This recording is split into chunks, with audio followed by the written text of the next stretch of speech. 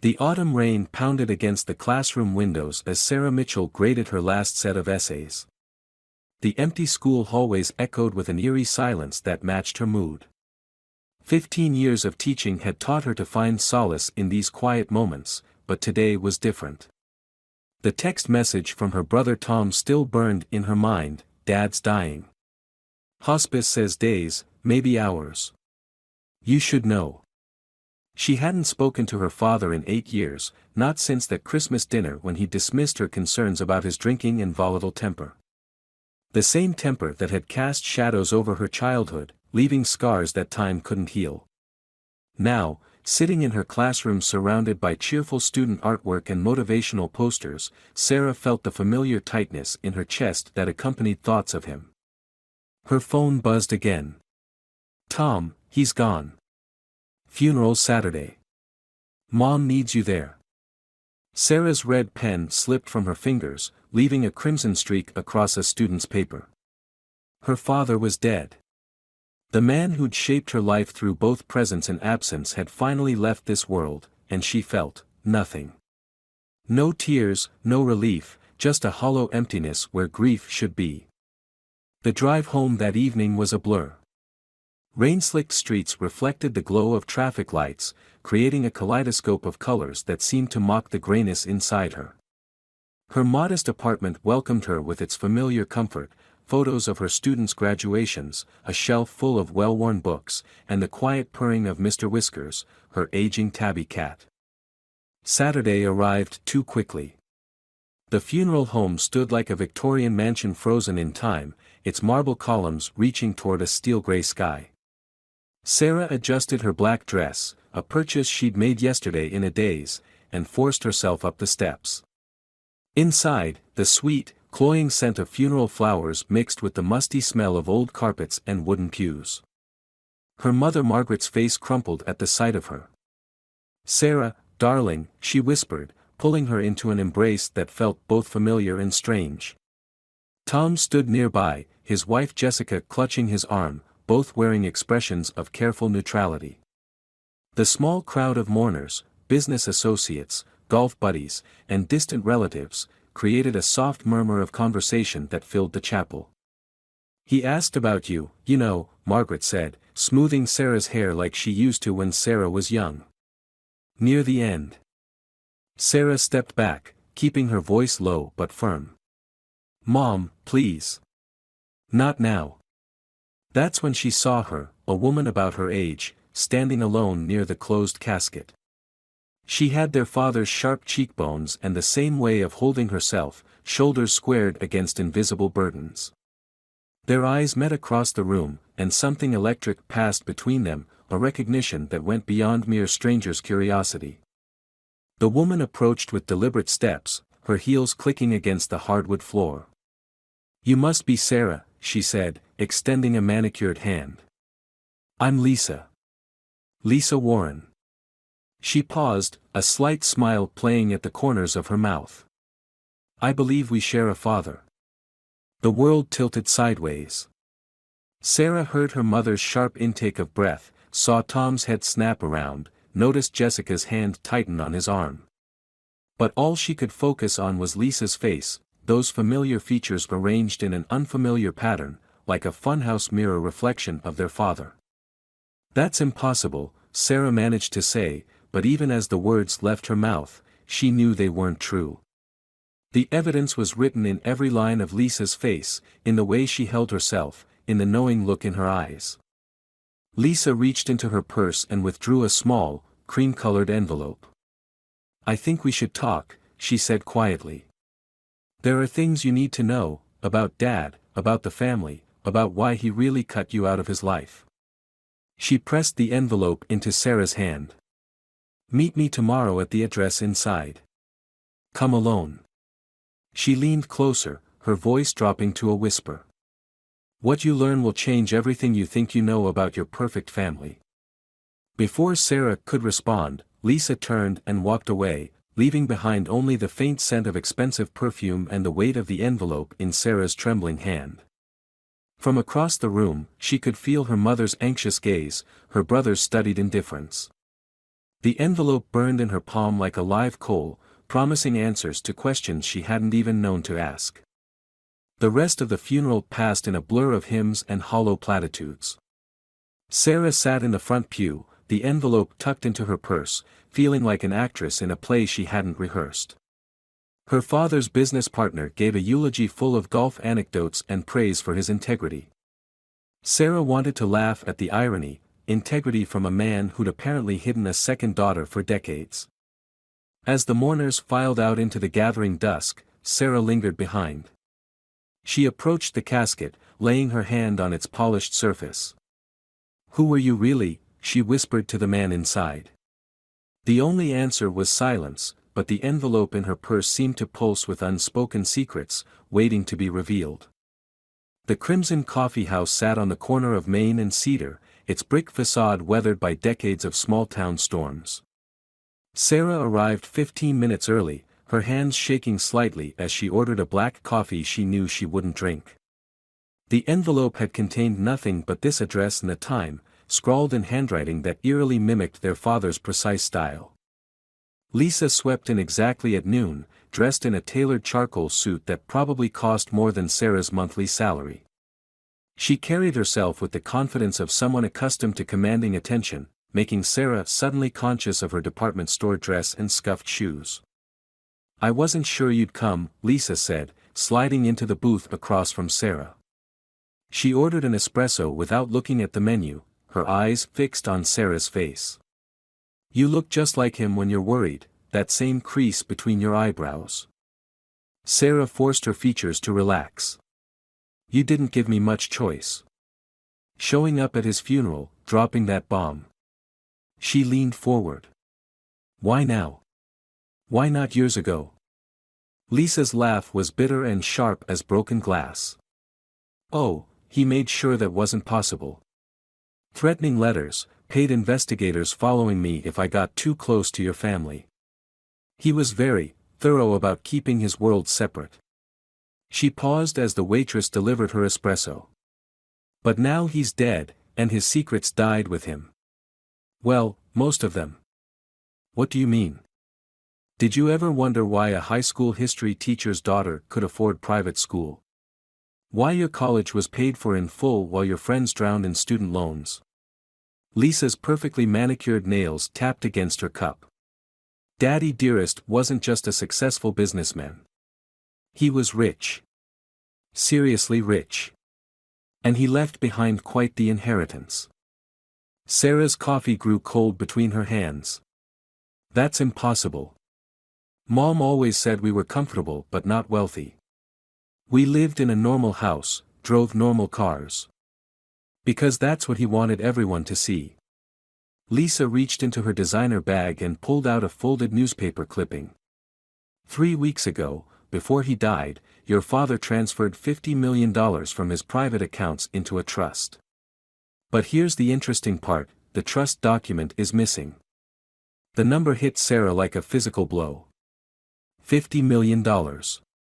Her mind reeled, trying to reconcile this information with memories of clipping coupons with her mother, of summer jobs to earn spending money, of her father's lectures about the value of hard work. "Your mother knows about it," Lisa continued, her voice soft but sharp. "So does your brother. They've known all along about his real wealth, about me, about everything. They're just waiting for the right moment to claim it all for themselves." "No," Sarah shook her head. "Mom wouldn't.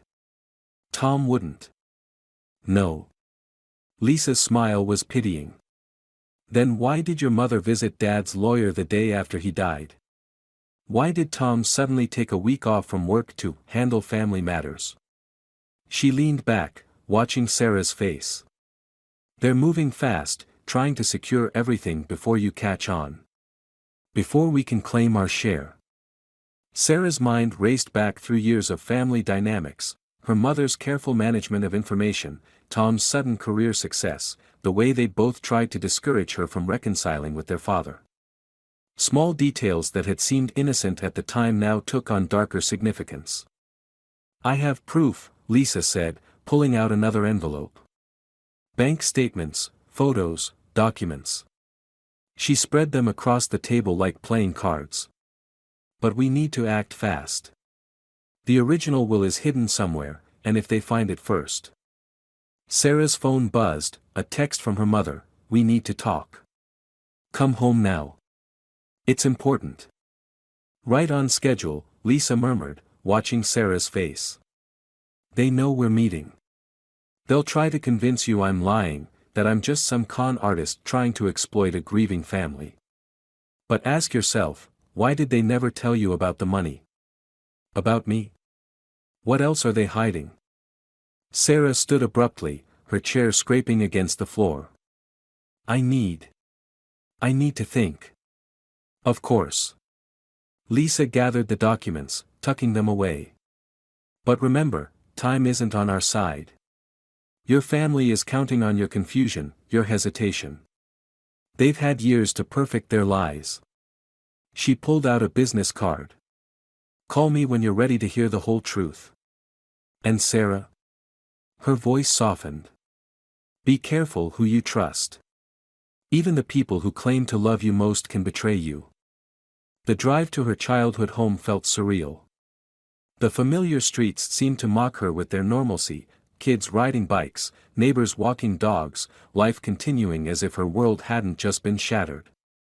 She parked in the driveway, noting Tom's expensive SUV already there. Through the living room window, she could see them, her mother pacing, Tom gesturing emphatically, his wife Jessica sitting quietly in the corner. A family tableau she'd seen 1,000 times, but now it felt like watching actors in a play she finally understood. Sarah's hand hovered over the door handle. Behind this door waited either confirmation of Lisa's shocking claims or proof of her deception. Either way, nothing would ever be the same. She took a deep breath, squared her shoulders, and stepped out of the car.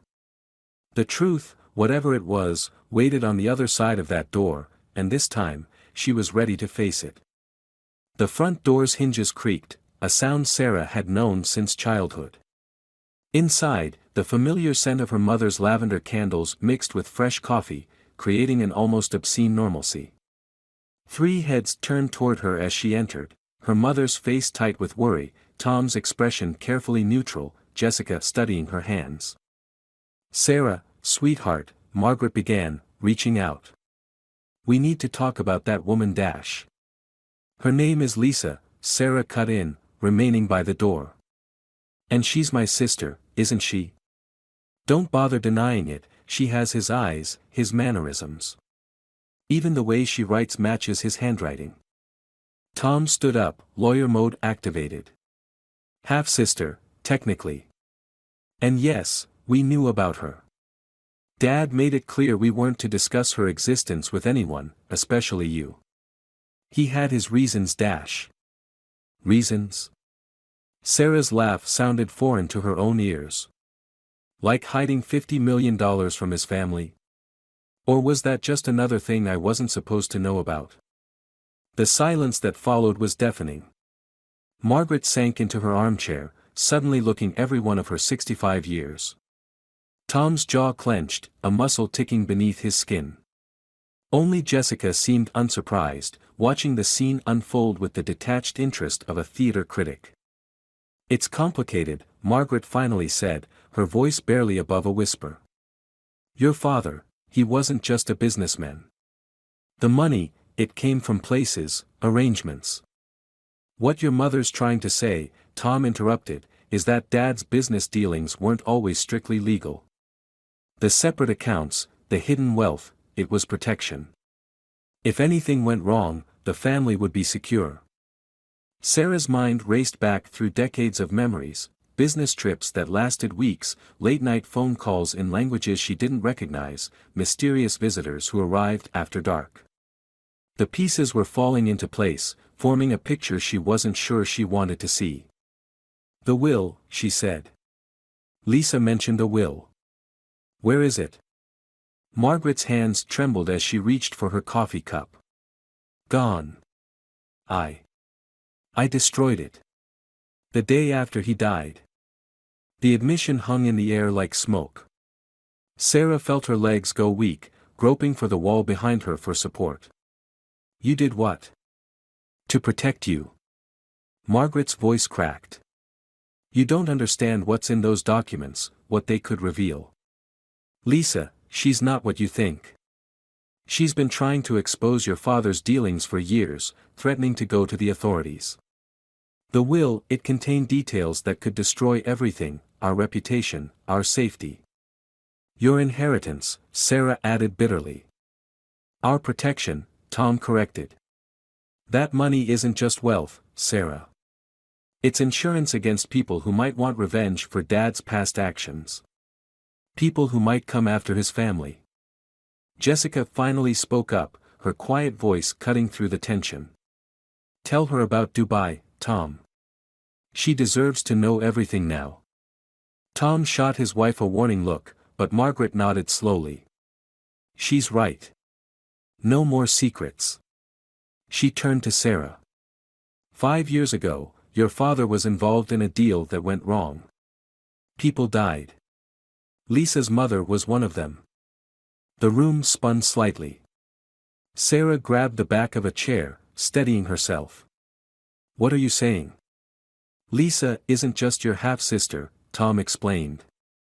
She's been orchestrating this whole thing, getting close to Dad's business partners, gathering evidence, waiting for the right moment. The inheritance isn't her goal. She wants revenge.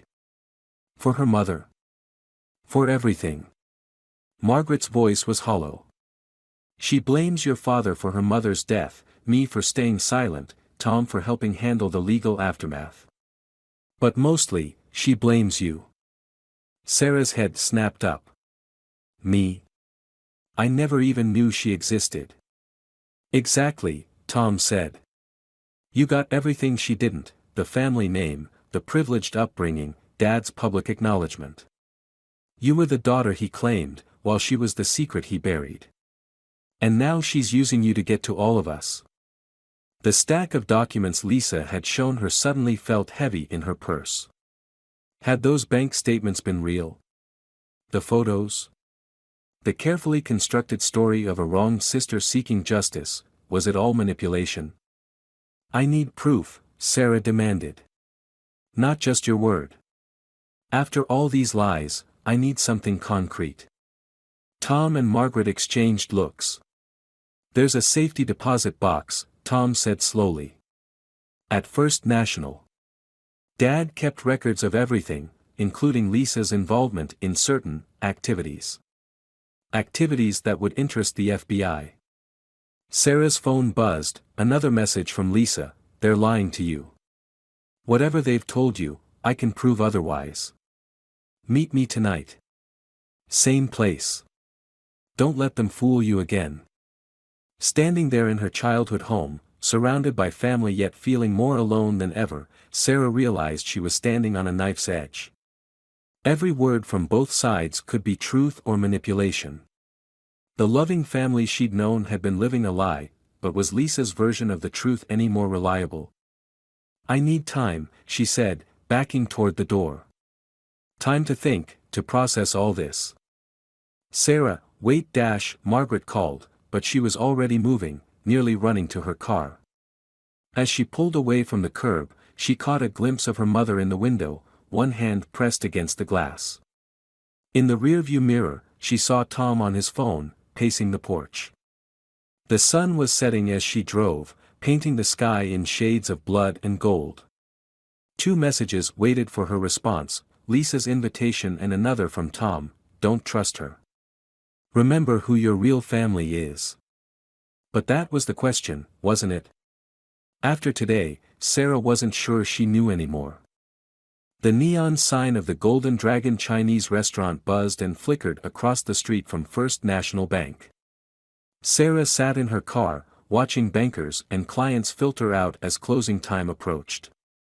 Her father's safety deposit box key felt cold against her palm. She'd found it hidden in an old photo album at her mother's house, tucked behind a picture of her 5th birthday party. The bank manager, Mr. Chen, was waiting for her. Tom had called ahead, using his connections to arrange after-hours access. Ms. Mitchell, he greeted her formally, leading her through the quiet lobby. My condolences about your father. He was a memorable client. The vault area smelled of metal and recycled air. Mr. Chen's keys jingled as he opened the outer door, then led her to box 2317. Take your time, he said, inserting his key alongside hers. I'll be at my desk when you're finished. Inside the box, Sarah found several manila envelopes, a USB drive, and a leather-bound journal. Her hands trembled as she opened the first envelope, revealing photographs that made her breath catch. Lisa, much younger, at what appeared to be business meetings with known criminals. News clippings about suspicious deaths in Dubai. Bank transfers linking Lisa to offshore accounts. Her phone buzzed. Lisa, again, don't go to the bank. The documents there are forgeries. Call me immediately. Too late. Sarah opened the journal, recognizing her father's handwriting. The entries painted a damning picture. Lisa wasn't just the wrong daughter seeking justice, she was deeply involved in her father's illegal operations. The Dubai incident hadn't killed her mother, it had eliminated a business rival who'd threatened to expose their operation. Lisa had helped plan it. The last entry was dated just weeks before his death. L demands more control. Threatens exposure. Must protect S at all costs. New will drafted, contingency plans in place. If anything happens, the truth is in the Hayes Building lockbox. Sarah's phone rang. Lisa again. This time, she answered. Where are you? Lisa's voice was sharp with urgency. Finding out the truth, Sarah replied coldly. About Dubai. About what you really did. A pause. So you found the safety deposit box. Clever girl. But did you really think Dad would leave the real evidence somewhere so obvious? Those documents are carefully crafted lies, designed to discredit me if I ever came forward. The journal dash. Forged. Tom's quite skilled at imitating signatures. Ask him about the Peterson case, the one that made his career. Those documents were forged too. Sarah's certainty wavered. She'd seen Tom practicing their father's signature as teenagers, claiming it was for school permission slips. But the photos. Meet me at the Hayes Building, Lisa said. Top floor. 1 hour. I'll show you the real documents, everything. Including proof of what really happened to Dad. What do you mean, what happened to him? You think his cancer was natural? Ask your mother about the suspicious prescriptions.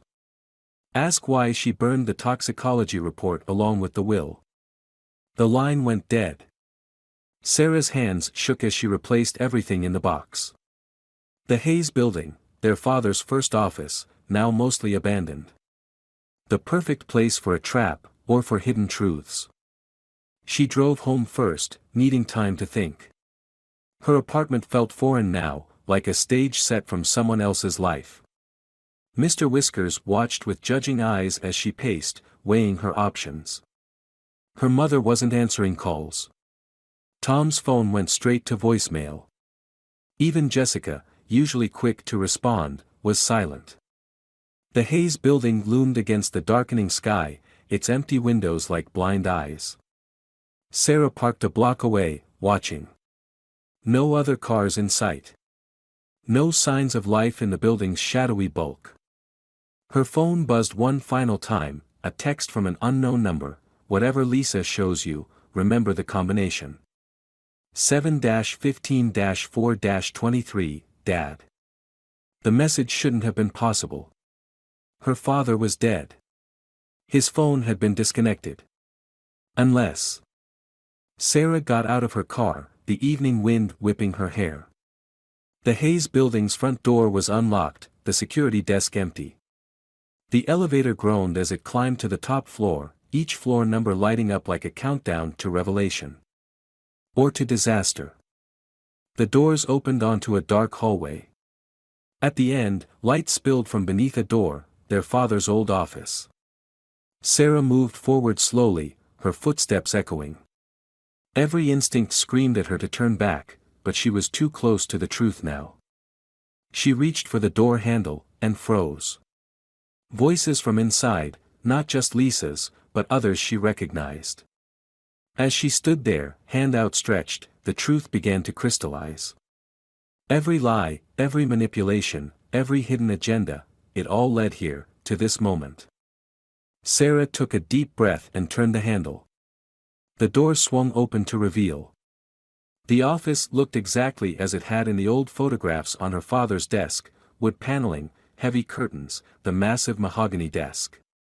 But it was the people gathered there that made Sarah's blood run cold. Lisa stood by the window, but she wasn't alone. Tom sat in their father's old leather chair, Jessica perched on the desk beside him. And there, emerging from the shadows of the corner, was Margaret. Right on time, Lisa said, smiling. But it wasn't the desperate smile of a wronged sister anymore.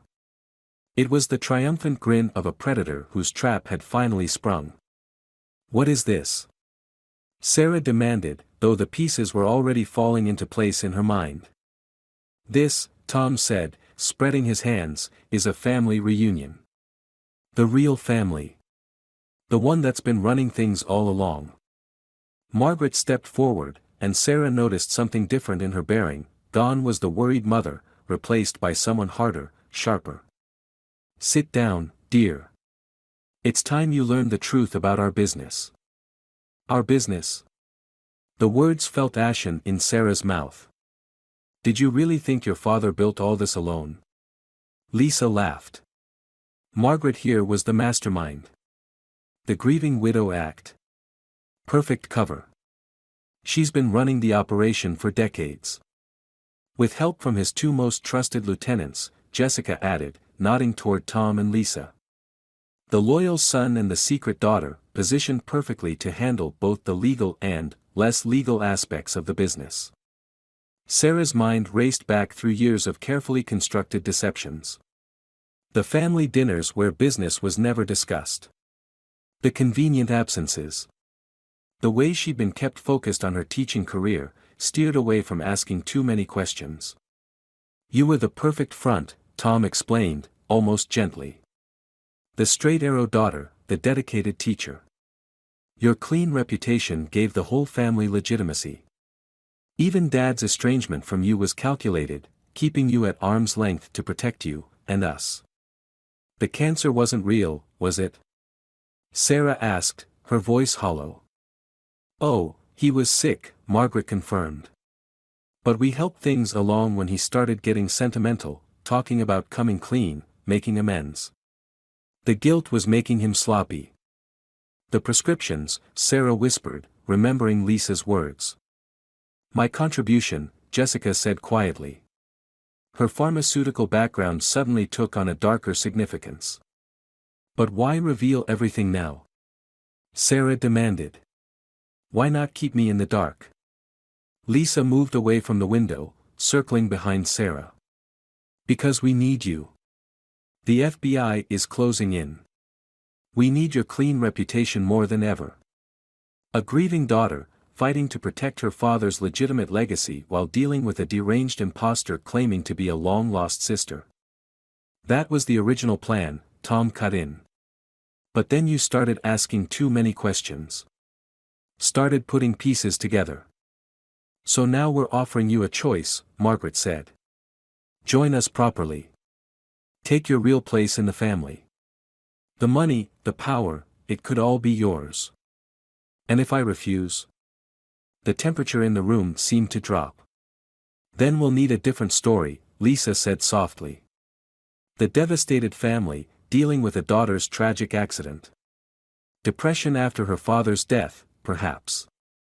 These old buildings can be so dangerous when someone's not in their right mind. Sarah's hand crept toward her pocket, where her phone was still recording, just as her father's last message had instructed. The combination numbers suddenly made sense, not for a lock, but a date. July 15th, the day he'd started gathering evidence against his own family. "You have your mother's intelligence," Margaret noted, watching her face. "And your father's moral weakness. He could never fully embrace what had to be done either. That's why he had to go. You're wrong, Sarah said quietly. I have his conscience. And his backup plans. She pulled out her phone, finger hovering over the send button. Everything that's been said in this room has been streaming live to Dad's old friends at the FBI. The ones he contacted before you killed him. Check your phones, you'll find the signal jammers you set up have been disabled. Probably around the same time I called in the tactical team that's surrounding the building. The confidence in the room wavered. Tom lunged for his phone, face paling as he found service bars where there should have been none. You really should sweep for bugs more often, Sarah continued. The maintenance crew Dad hired last month. Federal agents. They've been gathering evidence for weeks. And now they have your confessions. Sirens wailed in the distance, growing closer. You're bluffing, Lisa snapped, but her voice trembled. Sarah smiled, a hard, cold expression she'd inherited from the woman she'd called mother. Dad taught me one last lesson before he died. Always have a plan within a plan within a plan. The question is, did he learn that from you, Mother, or did you learn it from him? Red and blue lights began strobing through the windows. The sound of helicopters filled the air. Heavy boots thundered up the stairs. You'll go down with us, Margaret warned. Once they start digging, they'll find something to connect you. No, Sarah said as the door burst open, federal agents flooding the room. Dad made sure of that. The real will. The one that documents everything. It's been in FBI custody for months. Along with his full confession, clearing me while implicating all of you. As handcuffs clicked closed around her family's wrists, Sarah felt no triumph, no satisfaction. Only a bone-deep weariness and a single burning question. Why? She asked her mother as they led her away. Why keep me in the dark all these years if you knew it might end this way? Margaret paused, looking back with something almost like pride.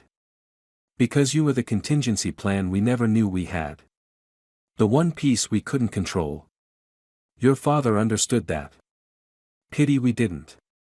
The office emptied, leaving Sarah alone among the ghosts of decades of deception. Her phone buzzed one final time, another message from her father's number, check the bottom left drawer. Then burn everything. Goodbye, sweetheart. She reached for the drawer, hands trembling, knowing that whatever she found inside would change everything yet again. The drawer slid open with a whisper of well-oiled wood. Inside lay a single envelope, sealed with her father's distinctive red wax stamp. Sarah's hands trembled as she broke the seal, unfolding pages of familiar handwriting. My dearest Sarah. If you're reading this, then everything has gone according to plan.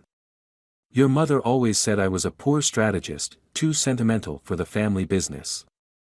Perhaps she was right. But sentiment has its uses. It kept me watching over you all these years, even when they forced me to push you away. The cancer is real, that much wasn't a lie. But it gave me time to plan, to set things in motion. The FBI didn't find me, I found them. Turned out they'd been building a case against our family's organization for years.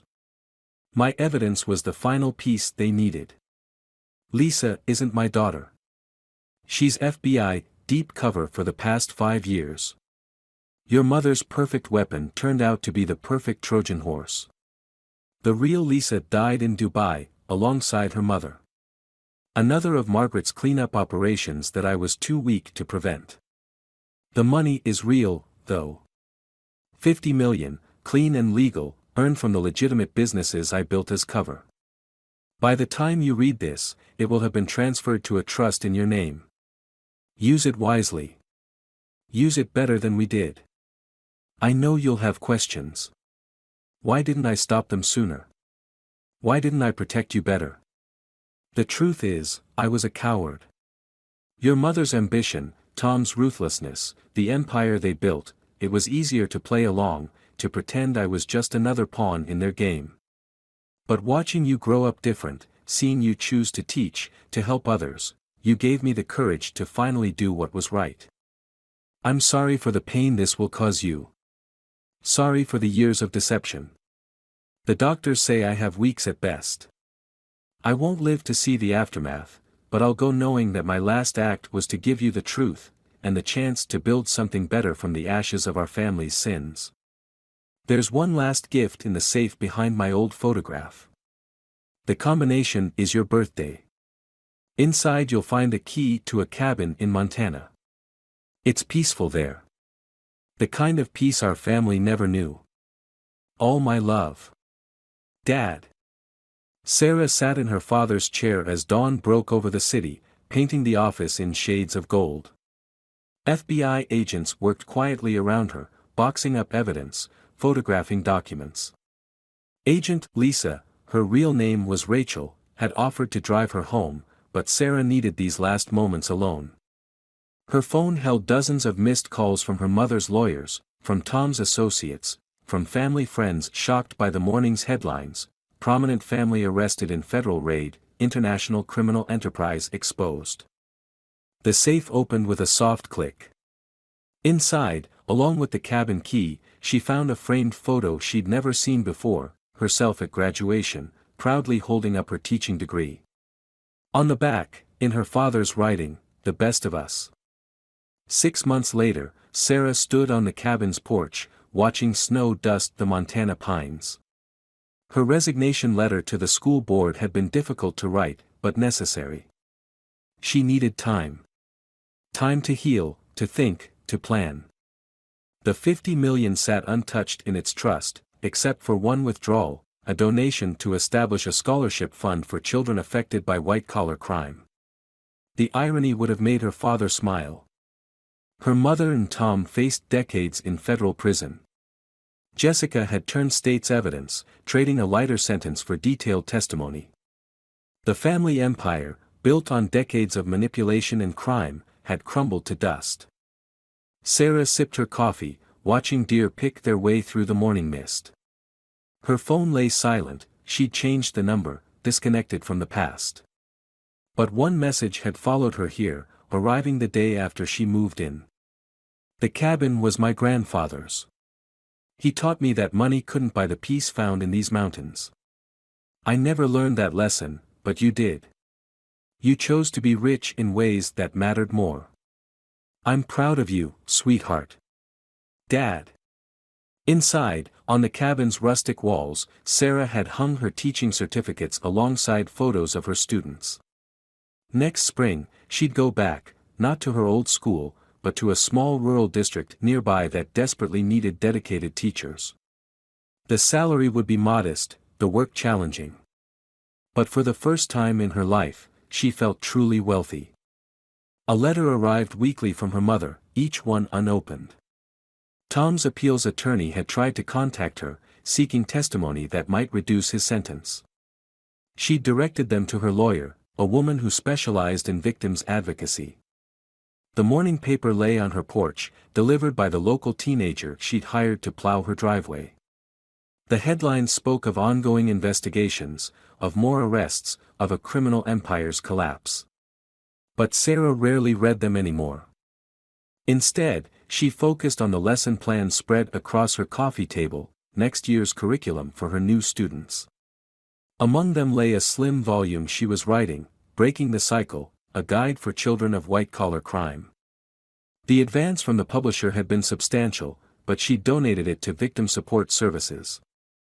Some debts, she'd learned, could only be repaid by helping others heal. As the sun climbed higher, Sarah Mitchell, teacher, survivor, and her father's true revenge against a corrupt empire, settled into her chair to write the next chapter. Not of deception and betrayal, but of hope, healing, and the kind of wealth that couldn't be measured in dollars. Behind her, the photo of her graduation day caught the morning light, her father's words on its back now a promise kept, "The best of us." And in the end, that was enough.